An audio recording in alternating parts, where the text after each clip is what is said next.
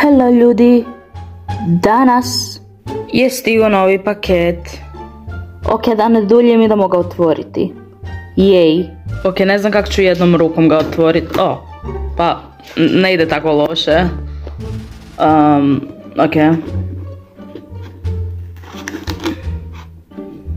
Ok, ja ću ga sad otvoriti bez vas, jer vjerojatno će vam to biti dosadno i ne znam kako ću jednom rukom otvoriti ovoliki paket. Evo, tu je kartica i žeton. Ok, uspjela sam otvoriti pa ću vam pokazati prvo stvarčice. Evo stvarčice. Sad krenemo na LPS-e.